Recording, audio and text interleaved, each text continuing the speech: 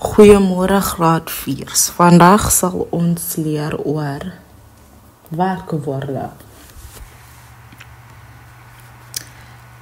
'n Werkwoord is 'n woord wat vir jou sê wat in die sin gedoen word.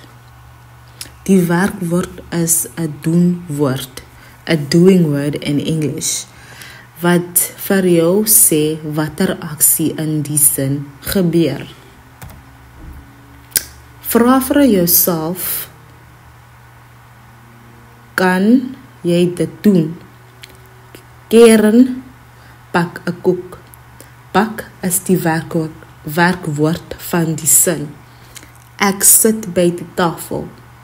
Tafel, sit is die werkwoord van die sin. Werkwoorde in Afrikaans is ook die belangrikste woord in 'n sin, want jy kan maklik die sin verander tussen tyd en ander sinsoorte en vorms. Daar is verskillende werkwoorde en hulle is 'n helpwerkwoord, hoofwerkwoord en 'n koppelwerkwoord.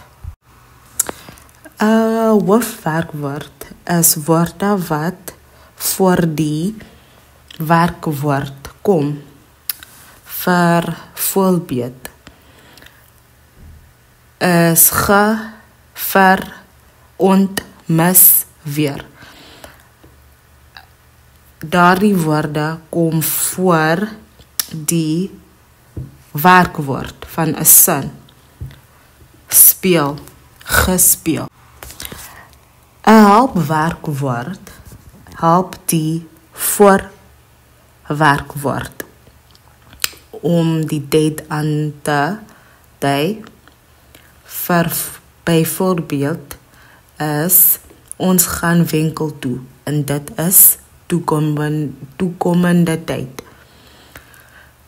Die ander een is leidende vorm.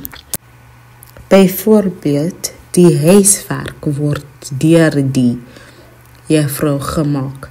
Word is die leidende vorm.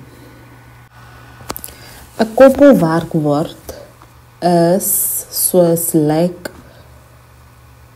skyf, blyk. Hierdie woorde kan nie op hulle eie staan nie.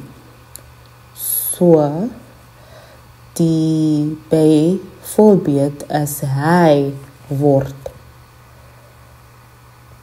in die dokter, of hy word by die dokter gaan. Daar is 2 aktiwiteite dat hulle moet doen. Julle moet die volgende sinne